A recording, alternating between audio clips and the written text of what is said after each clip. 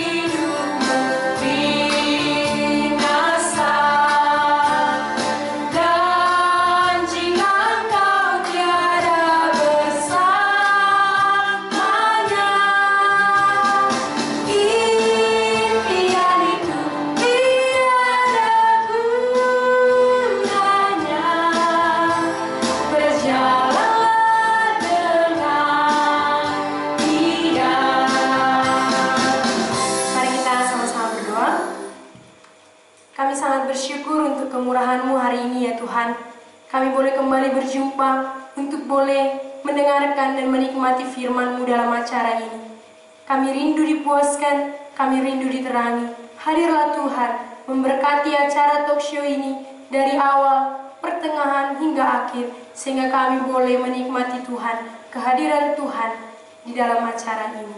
Inilah kami ya Tuhan, kami menyerahkan semuanya ke dalam tangan-Mu. Di dalam nama Tuhan Yesus Kristus, kami bersyukur dan berdoa kepadamu. Amin. Teman-teman semua, untuk talk show kita malam hari ini, kita akan membahas satu tema yang seru dan menarik.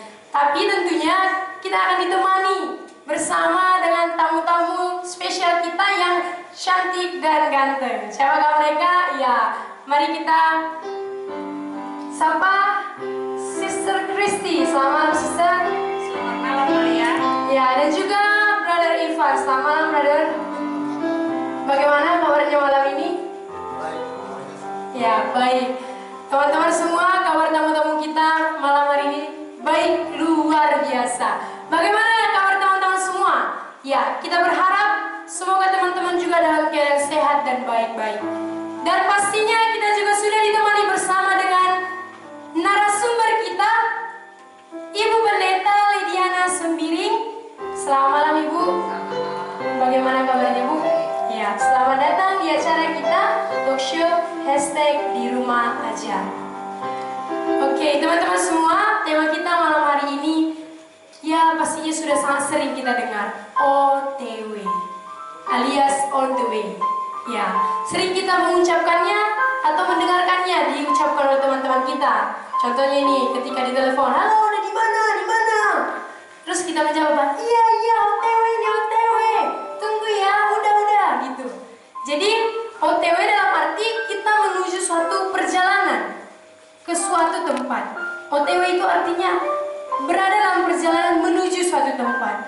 Ya, biasanya tempatnya bisa jadi dari rumah ke mall, dari rumah ke tempat kerja, dari rumah ke tempat nongkrong, kafe, atau sekolah kampus kita masing-masing. Ya. Lalu malam hari ini teman-teman, Apakah OTW yang menjadi tema kita kali ini sama atau justru beda dengan OTW yang kita mengerti sebelumnya biasanya? Ya, langsung saja kita akan mendengarkan penjelasan narasumber. Untuk lebih jelasnya, mari kita dengarkan apa sih sebenarnya maksud dari tema kita kali ini. Ya, kami persilakan Bu. Baik, terima kasih. OTW adalah istilah anak muda, ya. Kalau orang tua jarang mengerti apa itu OTW. Tapi anak muda senang sekali. Lagi di mana? Oh, OTW. Tunggu ya, sebentar. Gitu. Nah, itu istilah zaman sekarang. Jadi zaman yang udah maju pakai OTW, ya. Di dalam firman Tuhan juga ada perjalanan yang menuju ke suatu tempat. Tapi tempat ini adalah tempat yang pasti. Nah, ketika seseorang menuju tempat yang pasti ini, apakah perjalanannya itu benar atau salah? Kalau perjalanannya salah, dia tidak akan sampai kepada tujuan. Mari kita baca dari Amsal pasal 14 ayat 12. Amsal 14 ayat 12 saya bacakan. Ada jalan yang disangka orang lurus, tetapi ujungnya menuju maut. Banyak orang berpendapat bahwa apa yang dia lakukan itu lurus, apa yang dia lakukan itu benar. Kami pernah punya pengalaman pergi ke satu kota yang belum pernah kami sebelumnya ke sana. Lalu diberikan alamat. Ketika kami menuju tempat itu, kami mencari alamat itu dengan capek sekali. Kami keliling. Kami cari, kami putar-putar, tetap kami tidak menemukan alamat itu. Kami tidak mendapatkan, sehingga kami lelah.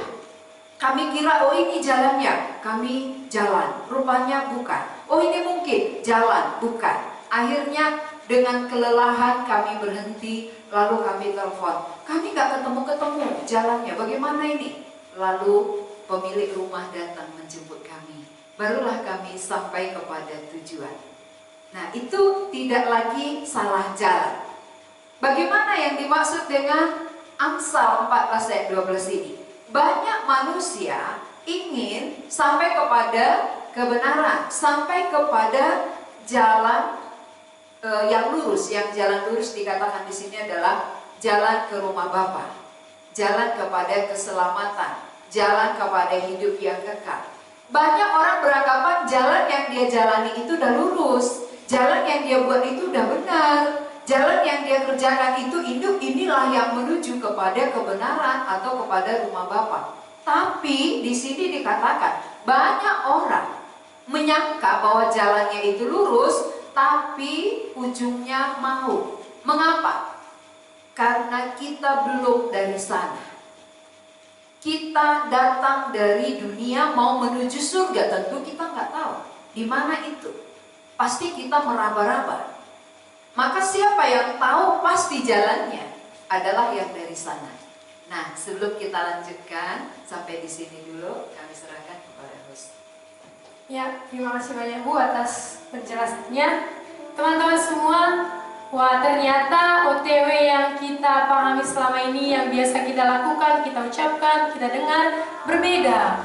Kalau biasanya kita OTW dari rumah ke mall, tapi ternyata kali ini tujuannya adalah keselamatan, tujuannya adalah rumah Bapa, OTW ke rumah Bapa, tetapi banyak yang menjadi keliru jalannya. Banyak jalannya yang akhirnya dianggap lurus, tetapi ujungnya bukan ke rumah Bapa. Ujungnya seperti firman Tuhan tadi adalah maut.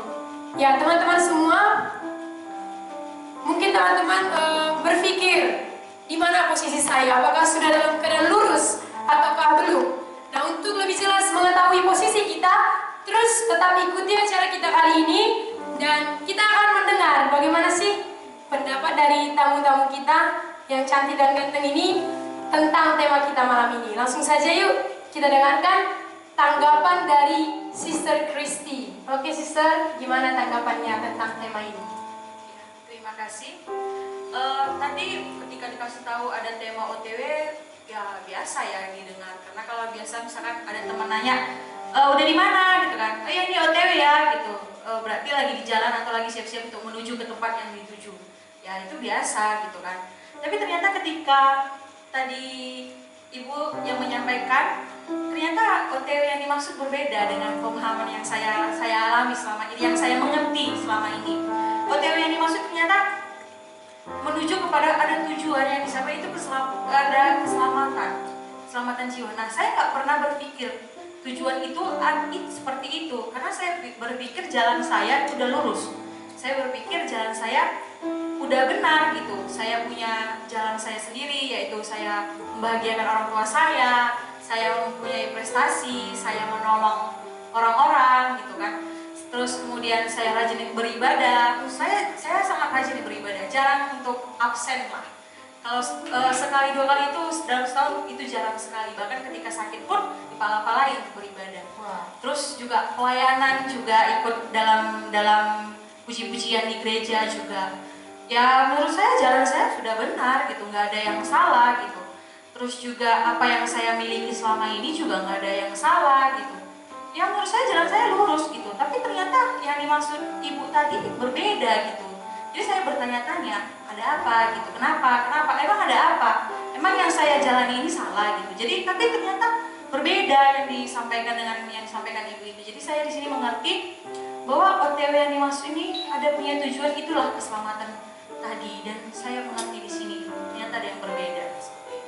Wah, teman-teman semua, kita sudah mendengar nih, ternyata berbeda pemahaman Sister Kristi dengan yang disampaikan, bahwa dia berpikir ya sama aja. Aku udah menganggap aman, yang kuanggap lurus semua yang kulakukan, kerajinan, pelayanan dan semuanya. Tapi dari penjelasan narasumber tadi berbeda. Ya, gimana perbedaannya ya?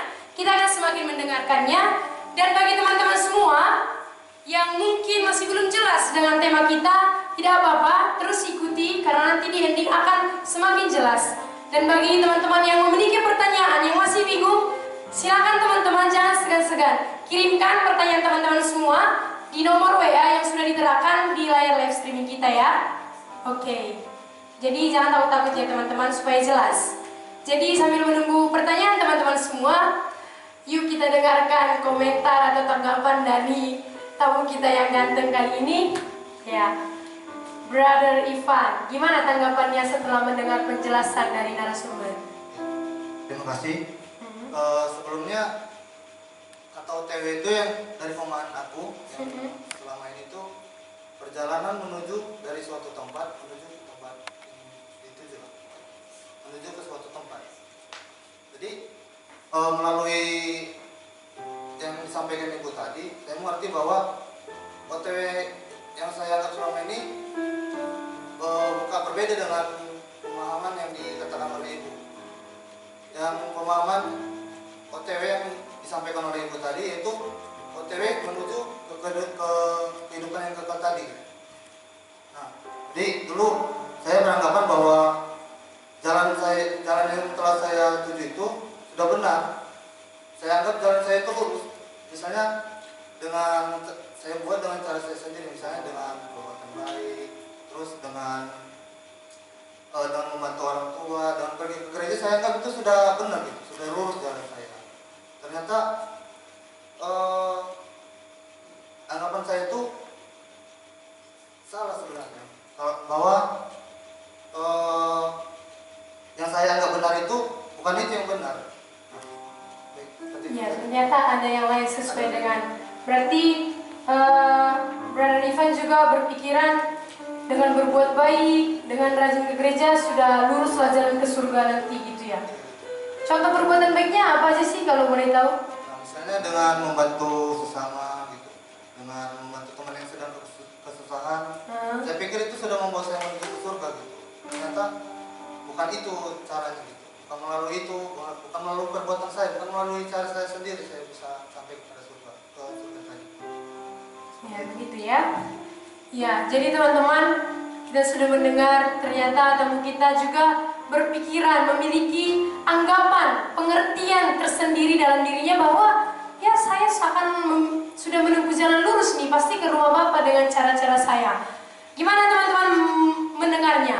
Perbuatan baik, cara-cara usaha, dengan kerajinan pelayanan, Bagaimana dengan jadwal perbuatan baik kita, deretan perbuatan baik kita? Ya, mungkin teman-teman semua ada yang pada shock hari ini kalau mendengar rupanya itu hanya dianggap lurus tapi ujungnya adalah maut. Teman-teman semua, kita akan semakin membahas dan kita akan mendengarkan satu pertanyaan pertama dari NN. Pertanyaan pertama dari NN, pertanyaannya, dari manakah kita bisa tahu bahwa kita sudah di jalan yang lurus itu? Dari mana kita bisa menyadari, mengetahui dengan pasti bahwa kita ini sudah dalam jalan yang lurus, bukan jalan yang salah, yang sesat? Ya, silakan Bu. Ya, baik. Terima kasih. Dari mana kita tahu bahwa jalan kita sudah lurus? Sementara tadi banyak orang beranggapan jalan yang lurus tapi ujungnya maut. Lalu bagaimana kita mengetahuinya? Nah, semua jalan yang dari manusia kepada Allah itu seolah-olah lurus. Apa yang kita buat dari diri kita kepada Allah, itulah yang dianggap jalan lurus tapi ujungnya maut. Kenapa? Karena manusia ini persis seperti domba. Domba itu kalau sudah tersesat, dia nggak bisa pulang.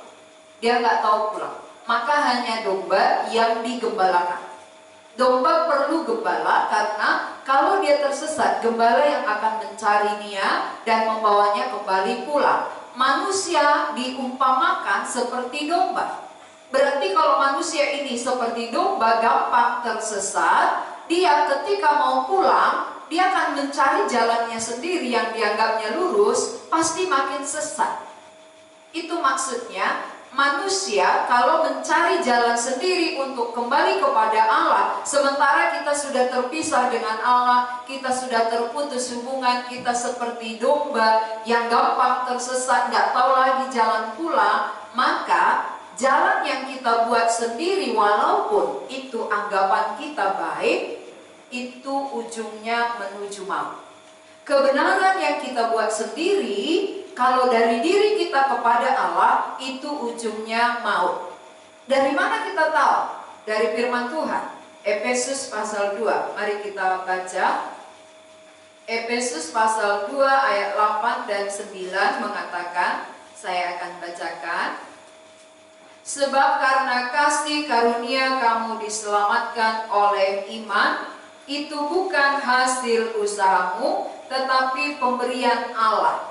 Itu bukan hasil pekerjaanmu, jangan ada orang yang memegahkan diri. Berarti firman Tuhan ini mengatakan bahwa keselamatan itu merupakan kasih karunia.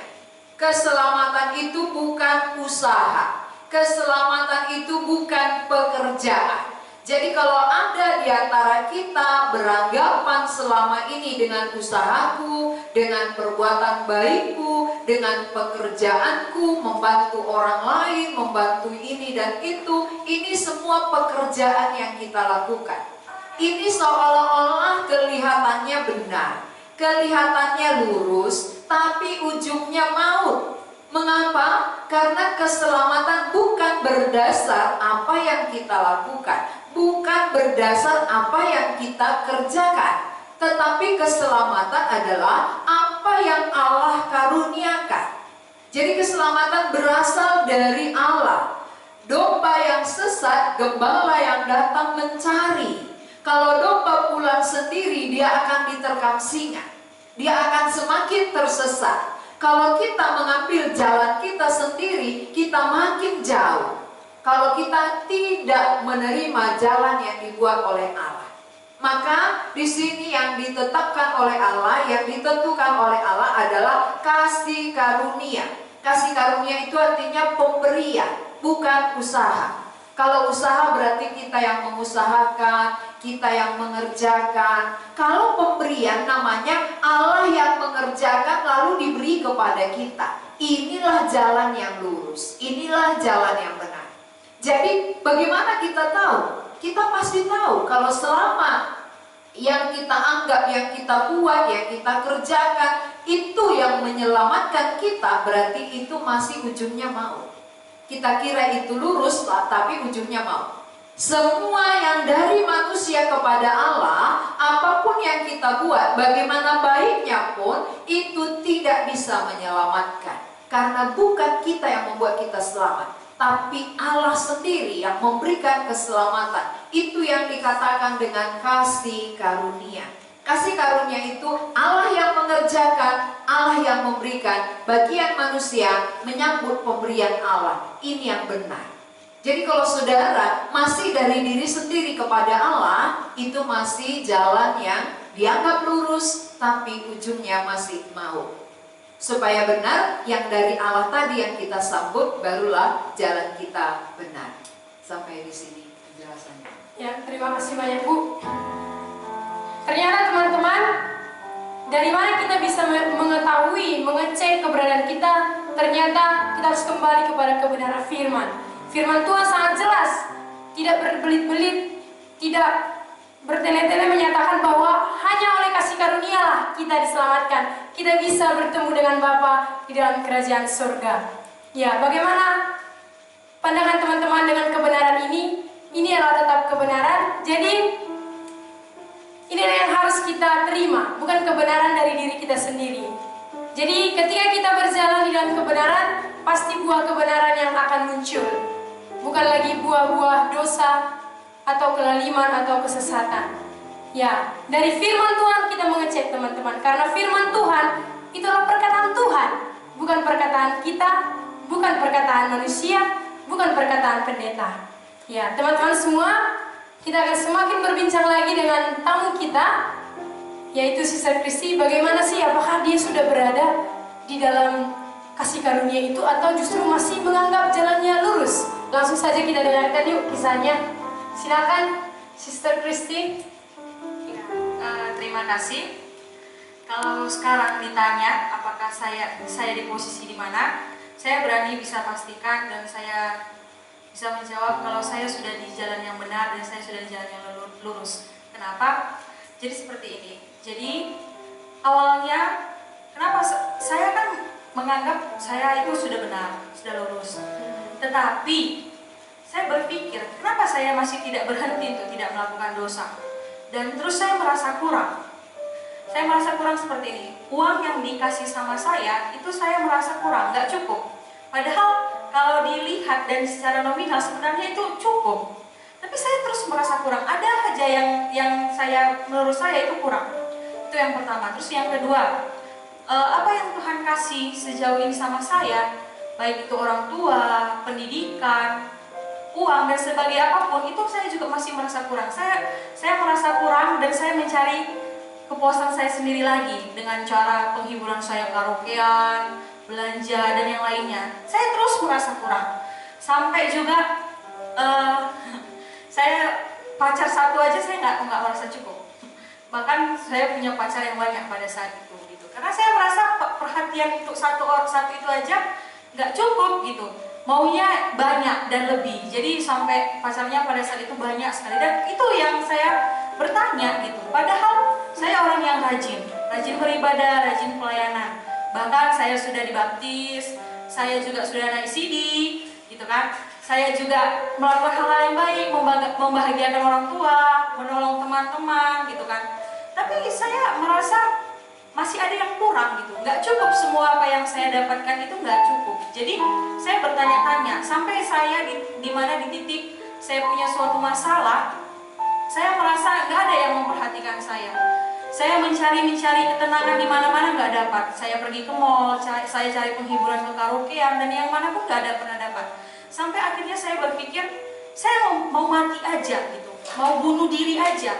Karena percuma saya hidup, karena nggak ada yang bisa memuaskan saya gitu. Jadi saya bertanya-tanya, kenapa ya? Padahal sebenarnya hidup saya baik-baik saja, tapi malah jadi saya menyalahkan Tuhan. Kenapa Tuhan izinkan saya seperti ini? Kenapa Tuhan kasih saya masalah seperti ini gitu? Jadi padahal selama ini yang saya lakukan baik. Apa nggak cukup ya yang selama ini saya lakukan? Padahal sudah lurus, tapi kenapa Tuhan kasih hidup saya seperti ini? Sampai saya di frustasi seperti itu, bahkan saya nggak bisa tidur, sampai saya harus minum obat tidur supaya bisa tidur. Jadi saya bertanya-tanya kenapa. Sampai akhirnya saya menyerah, menangis tiap malam, menangis, sangat-sangat menangis. Sampai akhirnya saya bertanya sama sepupu saya, kenapa dengan hidup saya? Nah, saya melihat sepupu saya ini, dia dia tidak lagi bersungut-sungut, ada hal yang berbeda. Jadi akhirnya keluar dari mulut saya bertanya, kenapa dengan hidup saya? Kenapa hidup saya seperti ini gitu? Sampai akhirnya dia bilang, ayo belajar firman Tuhan. Menurut saya nggak wajar sih ya, ketika kita ada masalah diajak firman Tuhan. Seharusnya kan dia kasih solusi gitu kan, dia kasih ayo semangat ya, kasih masukan apa gitu untuk menyemangati. Tapi dia ngajak, ayo kita belajar firman Tuhan. Gak masuk di akal sebenarnya, hanya ya karena saya pada saat itu butuh, jadi yaudah yuk, aku mau belajar firman Tuhan. Sampai akhirnya saya berjumpa dengan seorang hamba Tuhan, saya belajar firman Tuhan, saya dibukakan firman Tuhan. Pertama sekali yang buat saya benar-benar mengerti kenapa saya seperti itu dari Efesus 2 ayat 1 sampai 4. Tadi juga sudah dibukakan, tapi mari kita boleh buka sama-sama dari Efesus 2 ayat 1 sampai 4. Di situ sangat berkesan bagi saya. Katanya di situ, kamu dahulu sudah mati karena pelanggaran-pelanggaran dan dosa-dosamu. Kamu hidup di dalamnya. Nah, di situ ada kata-kata karena kamu mengikuti jalan dunia, kamu mentaati penguasa kerajaan angkasa. Terus kemudian di ayat 3 juga ada ketika hidup dalam hawa nafsu daging dan menuruti kehendak daging dan pikiran yang jahat. Nah, ketika itu dipaparkan, pertama sekali dibilang mati, saya nggak terima dibilang mati. Kan aku hidup, buktinya aku bernafas, aku bisa berjalan, aku bisa kuliah. Tetapi entah kenapa di situ katakan mati, tetapi ternyata di situ dibilang mati secara rohani. Wow, itu pertama sekali saya tahu bahwa sebenarnya saya mati secara rohani dan karena dosa. Dan ketika dijabarkan itu semua dari ayat 2 dan ayat 3, kamu hidup di dalamnya, jangan tanyakan yang mana yang saya lakukan, karena semua saya lakukan gitu. Nggak ada satupun yang nggak saya lakukan, karena semua saya hidup di dalamnya gitu. Saya melakukan hawa nafsu daging, pikiran-pikiran jahat, mentaati kerajaan angkasa, semua saya lakukan. Dan situ benar nyata bagi saya bahwa ternyata saya tahu jawabannya. Kenapa saya seperti itu? Karena ternyata saya masih hidup di dalam dosa. Bahwa ternyata cara-cara saya yang selama ini saya pikir sudah benar, saya beribadah, saya gereja, terus saya berbuat baik, saya pikir itu ternyata sudah cukup untuk saya masuk ke dalam jalan yang benar, jalan yang lurus, sampai pada kerajaan surga itu.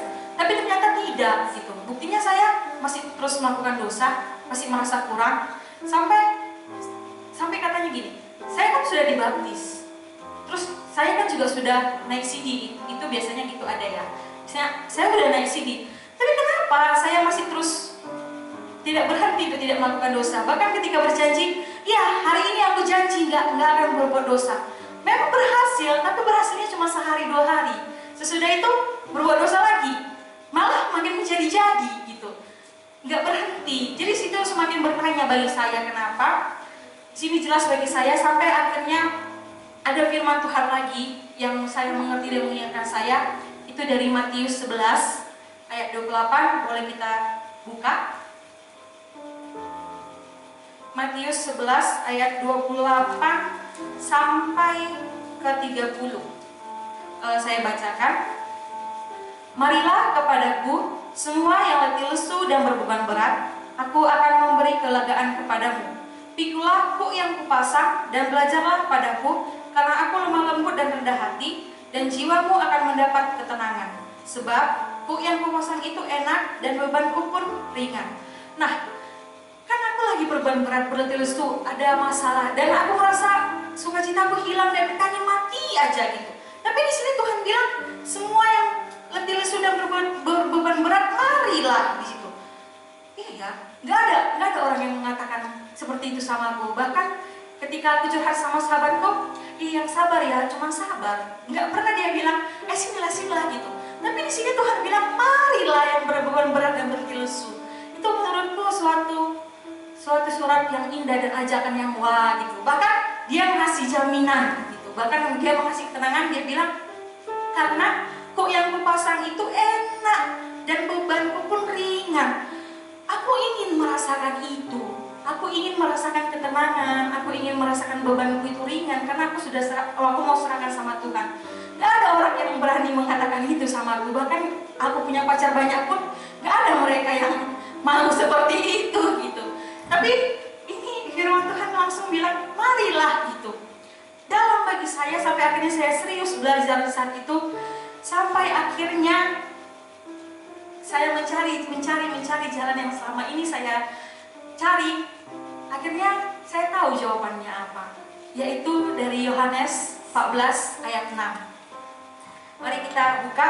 Inilah barulah jawaban yang selama ini saya temukan dan saya tahu, yaitu saya bacakan Yohanes 14 ayat 6. Kata Yesus kepadanya, "Akulah jalan dan kebenaran dan hidup. Tidak ada seorang pun yang datang kepada Bapa kalau tidak melalui aku." Nah, selama ini kan aku mencari jalan. Ternyata ada jalan yang sebenarnya tak pernah terpikirkan olehku. Satu-satunya jalan itu hanya Yesus Kristus. Ternyata agama yang selama ini ku pegang, ketika aku beribadah, ketika aku berbuat baik, ketika aku sudah dibaptis, bahkan sudah naik CD, ternyata itu bukan suatu jaminan. Buktinya aku masih hidup dalam dosa dan merasa kurang. Tetapi ternyata ada yang dapat melegakanku, dan jalan itu jauh lebih. Memang itu satu-satunya jalan, tidak ada jalan lain. Bahkan jalan yang kutempuh selama ini bukan itu. Itulah dari Yohanes 14 ayat 6. Akulah jalan, kata Tuhan. Tidak ada di sini dibilang akulah jalan lain, tapi nggak ada kata tapi. Akulah jalan, tapi kok harus begini? Nggak ada alasan lain, tapi tetap akulah jalan. Di situ jelas bagi saya bahwa ternyata memang hanya Yesuslah jalan. Bahkan kalau misalkan tadi ada perubahan kata Ibu, dan ketika kita makan kita tahu apa yang kita rasakan, kita kenyang, dan ini pun ada juga yang saya rasakan. Dan aku tahu ketika kita makan kan, kapan kamu makan? Iya, tadi sore jam berapa? Jam 5. Kan ada waktu yang pas. Saya juga ada. Saya tahu momen itu, dan itu kapan. Itu pada tanggal 27 bulan 5 2016 pada jam 4 sore. Itu sangat nyata bagi saya. Di situ benar-benar saya merasakan perubahan yang ajaib. Dan bahkan jalan yang selama ini saya cari-cari, saya temukan, itulah Yesus Kristus. Saya ingat sekali itu hari Jumat, saya nggak akan pernah lupakan hari itu. Dan perubahan itu sungguh-sungguh ajaib. Bahkan yang saya berbeban berat tadi, saya langsung bersuka cita melihat betapa bersyukurnya saya melihat dunia yang Tuhan ciptakan ini. Bahkan selama ini saya bersungut-sungut, panas saja saya bersungut-sungut gitu, panas sekalipun gitu. Nggak hujan pun saya bersungut-sungut, tapi apapun yang Tuhan kasih, saya bersyukur dan bersuka cita. Bahkan satu perubahan yang sangat saya rasakan, saya bisa berhenti untuk tidak melakukan dosa, dan saya tidak merasa kekurangan gitu. Bahkan yang saya pikir dengan cara saya udah dibaptis dan yang lainnya itu sudah benar, ternyata bukan itu. Hanya Yesus Kristus jalannya. Dan saya sangat-sangat merasakan perubahan ajaib itu. Jalan yang benar itu saya dapatkan, dan sungguh luar biasa menurut saya. Dan saya bisa jamin dan saya bisa yakin bahwa ya memang cuma Yesus Kristus jalan satu-satunya, dan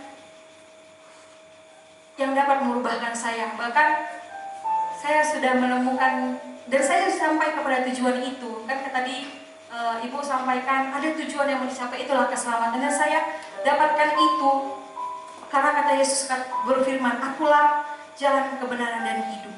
Jadi seperti itulah yang saya alami, seperti itu yang saya rasakan.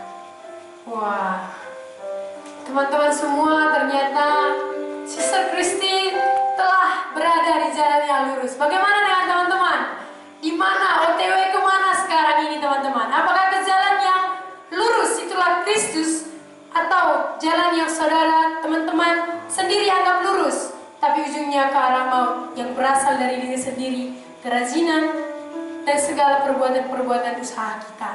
Ya, dari penjelasan tadi bahwa Yesus Kristus jalan, kasih karunia dari Allah, itulah jalan kepada keselamatan. Mungkin teman-teman yang sudah baik, yang sudah sangat rajin beribadah bertanya, why? Mengapa? Mungkin teman-teman gak terima, karena selama ini sudah banyak deretan kebaikan yang teman-teman tumpuk, teman-teman hitung atau tabung dengan jaminan, dengan harapan akan masuk ke surga. Kali ini kita akan mendengar, mengapa harus kasih karunia? Mengapa harus Kristus? Kenapa tidak berlaku dari manusia? Kita akan mendengar langsung saja kepada narasumber kita. Apa alasan sebenarnya mengapa harus kasih karunia dari Allah? Silakan Bu. Baik, Terima kasih. Mari kita baca dari Roma pasal 3 ayat 25. Roma pasal 3 ayat 25. Mengapa kasih karunia? Mengapa bukan dari manusia? Kita baca ayat 25 ya. Roma pasal 3 ayat 25 saya bacakan. Kristus Yesus telah ditentukan Allah menjadi jalan perdamaian karena iman dalam darah-Nya. Hal ini dibuatnya untuk menunjukkan keadilan-Nya karena Ia telah membiarkan dosa-dosa yang telah terjadi dahulu pada masa kesabaran-Nya. Yang pemilik surga adalah Tuhan. Berarti yang membuat ketentuan untuk masuk ke surga adalah pemiliknya. Ini kan masa-masa apa sekarang ya? Masa-masa masuk perguruan tinggi. Tentu yang membuat persyaratan untuk kita diterima atau tidak bukan dari mahasiswa, bukan dari kita yang melamar, tapi tentu dari pihak kampus. Ada persyaratannya. Bagaimana supaya kita bisa diterima masuk ke dalam satu fakultas. Kalau kita mau masuk ke rumah Bapa, kita mau masuk ke surga, siapa pemiliknya?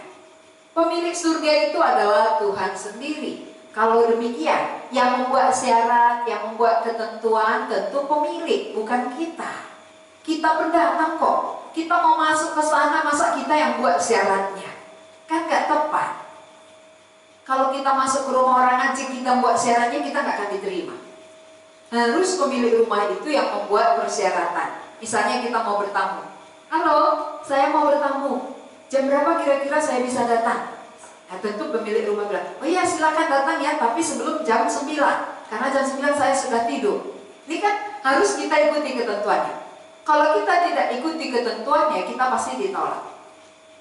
Apalagi ketentuan masuk surga. Mana bisa suka-suka manusia? Mana bisa manusia berdosa membuat syarat, membuat ketentuan, membuat landasan, membuat jalan sendiri? Gak bisa, harus dari pihak Allah. Maka apa yang dibuat Allah di dalam ayat 25 ini? Kristus Yesus telah ditentukan. Ini merupakan ketentuan dari pihak Allah. Kalau Allah yang membuat suatu ketentuan, ini ketentuannya mutlak, gak bisa diganggu-gugat oleh siapapun, gak bisa tawar-menawar. Ketentuan pemilik surga harus diterima. Siapa yang menerima akan diterima Allah di surga. Siapa menolak ketentuan Allah akan ditolak oleh pemilik surga. Jadi saudara-saudara yang mau masuk surga, jangan membuat jalan sendiri.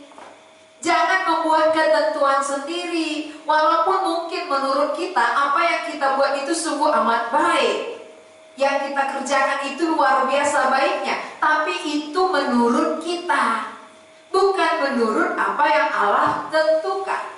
Jadi pemilik surga sudah menentukan persyaratan jalan untuk bisa kita diterima di surga hanya satu, gak ada pilihan.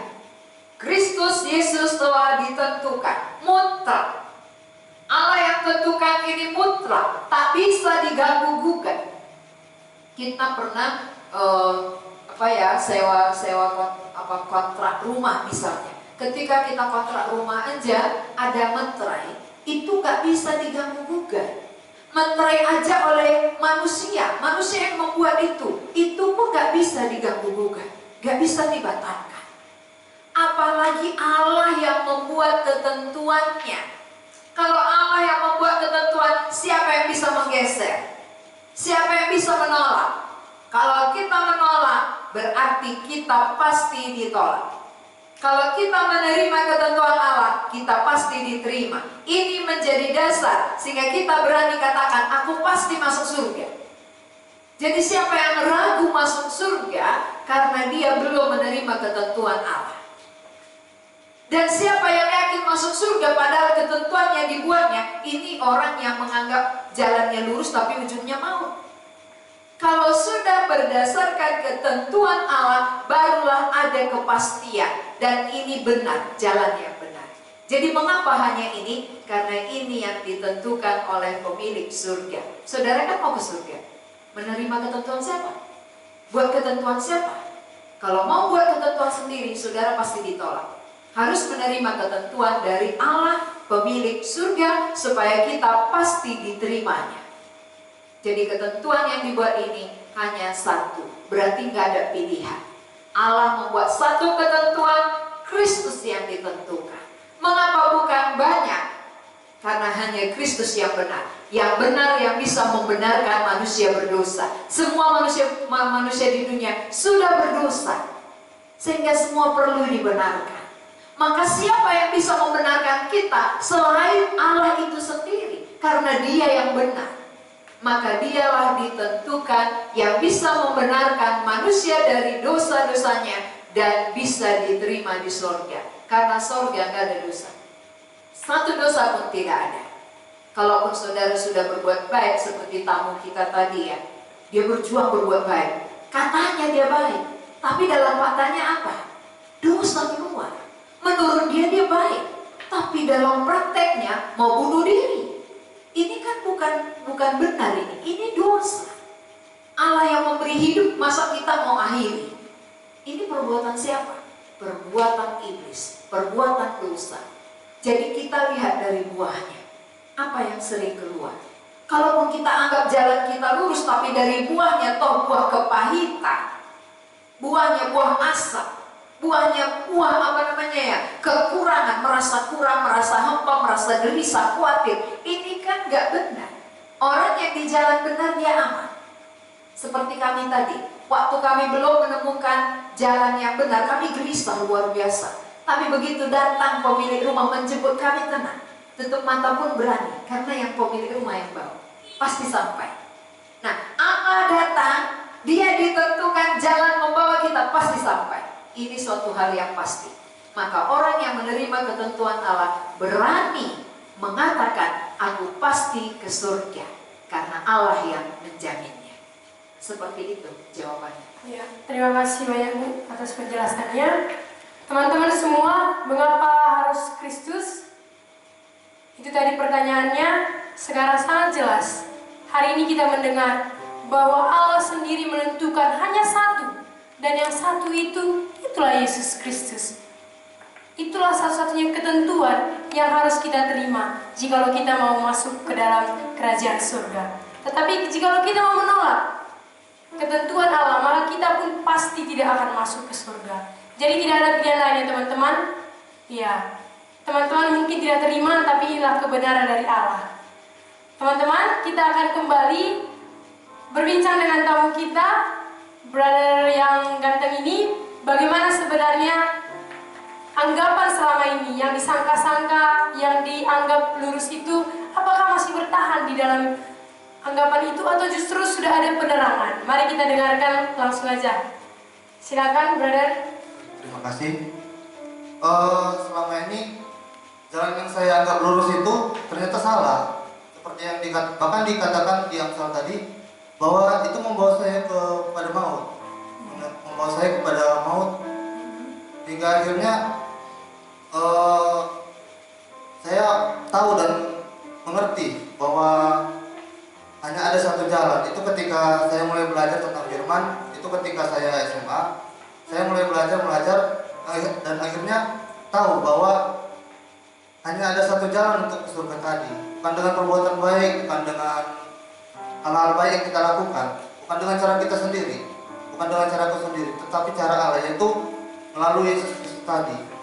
Allah telah menetapkan, Allah telah memberikan Yesus Kristus sebagai jalan yang benar untukku dan untuk kita semua.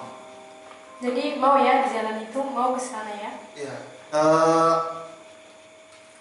Saya sedang berjuang, berkomitmen untuk sampai ke jalan itu.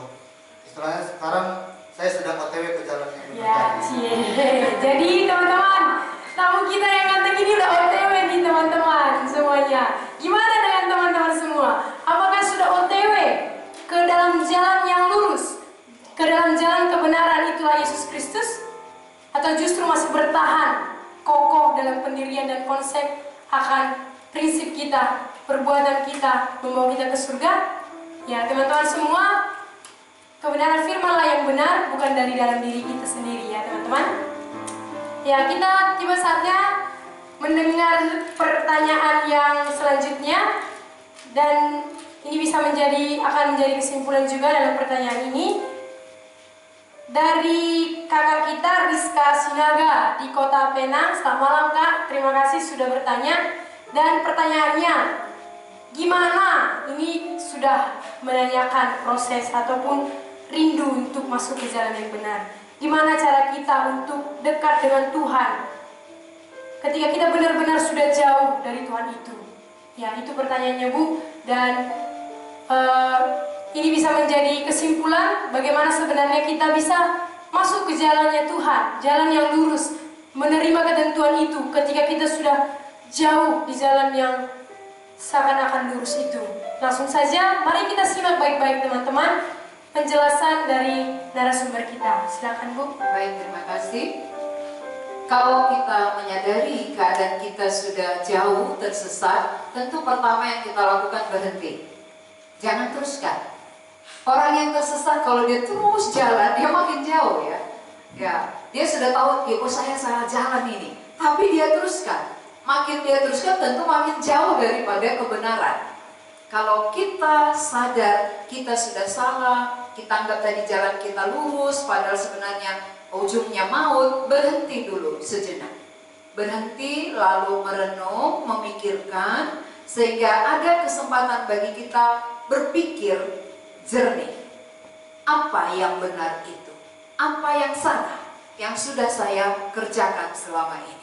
Kalau menurut perbincangan kita dengan bintang tamu tadi bahwa mereka sudah sadar perbuatan-perbuatan baik yang mereka lakukan itu bukan jalan lurus, itu ujungnya maut, karena ada perkataan Tuhan, ada firman mengatakan bahwa manusia dibenarkan, manusia diselamatkan bukan oleh usaha, bukan oleh pekerjaan, tapi oleh pemberian Allah. Ini menjadi dasar, ini menjadi patokan. Mengapa kita tahu perbuatan kita salah? Karena ada firman yang meluruskan. Tanpa firman Tuhan, maka semua orang menganggap apa yang dia lakukan itu baik dan benar. Gak mungkin orang kerjakan kalau dia tahu itu salah. Tapi seringkali yang kita kerjakan ini menurut anggapan kita, menurut konsep kita itu benar, sehingga kita lakukan. Jadi melihat, menilai, mengoreksi semua yang kita lakukan ini salah, bagaimana caranya? Kembali bawa kepada firman. Firman ini yang bisa meluruskan pandangan, pendapat, konsep kita yang salah. Jadi seperti yang pernah saya alami juga, saya dulu orang yang paling giat beribadah, orang yang paling rajin ya bekerja di tengah-tengah organisasi. Kenapa? Karena menurut anggapan saya, kalau saya rajin dan saya mengerjakan sesuatu, ini kan untuk Tuhan. Kalau ini saya kerjakan untuk Tuhan, nanti kan saya diterima Tuhan gitu. Tapi dengan ayat Efesus 2 tadi itu menegur saya. Itu meluruskan pendapat saya, konsep saya salah gitu. Bukan usahamu, bukan pekerjaanmu, tapi itu pemberian. Kalau namanya pemberian, bukan kau yang kerjakan, bukan kau yang usahakan. Allah yang sudah selesaikan, Allah yang mengerjakan di kayu salib, bagianmu percaya. Ini meluruskan. Akhirnya saya tanya diri saya sendiri, kalau demikian kapan saya percaya akan perbuatan Allah yang menyelamatkan saya? Kapan saya terima? Oh, selama ini belum pernah. Walaupun saya giat beribadah, walaupun saya giat melakukan pekerjaan di tengah-tengah organisasi, tapi pemberian yang dari Allah belum pernah saya terima secara pribadi. Ini meluruskan saya. Oh, kalau demikian, walaupun saya sudah giat, walaupun saya sudah bekerja di tengah-tengah organisasi, saya masih di jalan yang saya anggap sendiri lurus, tapi ujungnya maut. Karena bukan berdasarkan ketentuan Allah. Maka ketika firman itu menyadarkan saya, disitulah saya berbalik kepada Tuhan. Tuhan, ampuni saya. Saya salah rupanya selama ini. Yang benar yang daripadamu rupanya. Yang Engkau karuniakan, yang Engkau berikan, belum pernah kusambut Tuhan. Sekarang kubuka hatiku, kuterima pemberian-Mu itu. Itulah anak-Mu yang tunggal, yang telah Kau berikan kepadaku. Selama ini kuabaikan. Selama ini aku gak mengerti Tuhan. Sekarang aku sudah melihat, ini rupanya pemberian-Mu itu. Pemberian yang terbesar, yang bisa membuat aku hidup. Yang membuat aku tidak mati lagi selamanya. Karena itu yang dikatakan dalam Yohanes 3:16 itu. Karena begitu besar kasih Allah akan dunia ini, sehingga Dia mengaruniakan anaknya yang tunggal, supaya setiap orang yang percaya kepadanya tidak binasa, melainkan beroleh hidup yang kekal. Kenapa selama ini saya beranggapan saya sudah selamat, saya menganggap saya sudah hidup kekal, padahal dalam kehidupan yang nyata, saya terus hidup di dalam dosa. Karena belum ada kekuatan di dalam diri saya mematikan dosa. Karena benih dari Allah, itulah anaknya yang tunggal, belum ada pada saya. Belum ada kekuatan untuk melawan dosa. Karena saya masih mati oleh dosa itu. Tapi begitu saya menerima anaknya yang tunggal, saya sudah hidup. Saya tidak takut lagi mati. Saya bisa berubah. Dan sejak itulah saya bisa memikirkan orang lain. Tidak memikirkan diri sendiri lagi. Tidak egois. Tidak hidup untuk diri sendiri. Tapi mulai hidup bagi orang lain. Memikirkan keselamatan jiwa orang lain. Ini baru saya tahu. Oh, rupanya ini kuncinya. Ketika pemberian Allah ada pada saya, ada kekuatan berhenti berbuat dosa. Ada kekuatan memikirkan orang lain. Tadi egois. Sebelum saya menerima Tuhan Yesus, saya hanya memikirkan diri sendiri saja. Ya, saya walaupun saya berusaha berbuat baik, berusaha melakukan kegiatan-kegiatan di tengah organisasi, tapi tujuannya semua untuk saya. Sesudah pemberian Allah itu, anaknya yang tunggal saya sambut, barulah berhenti melakukan dosa, mulai memikirkan orang lain, memikirkan keselamatan jiwa orang lain. Saya alami, saya rasakan. Sehingga saya bukan OTW lagi, tapi sudah sampai, ya, sudah memilikinya. Kalau saudara-saudara sekarang masih tahu sesat, kembali. Kalau sudah tahu kita jalan kita yang kita anggap tadi seolah-olah lurus, tapi sesudah mendengar firman Tuhan, semua yang dari manusia kepada Allah, ini ujungnya maut. Tak ada yang bisa menyelamatkan kalau dari manusia kepada Allah. Tapi yang dari Allah kepada manusia, itu yang kita sambut, itu yang kita terima, itu menjamin kita masuk ke surga. Itu menjadi satu jaminan yang pasti membuat kita hidup kekal. Maka orang yang sudah terjamin hidupnya, lihat wajahnya, sukacita kan kayak wajah saya. Ya. Nah, jadi itu gak bisa dibohongi. Gak bisa dibohongi. Kalau kita, aku udah dapat hidup kekal, tapi bukannya berebut terus, gak pernah ada sukacitanya. Dosa jalan terus, pikiran kotor jalan terus, minum porno jalan terus, tapi aku udah yakin masuk surga. Buktinya gak ada. Orang yang sudah yakin di jalan yang benar, hidupnya pun benar. Kalau orang yang masih tersesat, dia khawatirnya luar biasa, karena masih sesat. Orang yang sesat kan khawatir sekali. Tapi orang yang jalannya sudah lurus, apalagi sudah pasti ada sukacita, ada kebahagiaan, pasti, nggak ada ketakutan. Ya, jadi saudara-saudara yang bertanya tadi khususnya ya, kalau sudah sadar, sudah jauh dari Tuhan, kembalilah, berbaliklah kepadanya.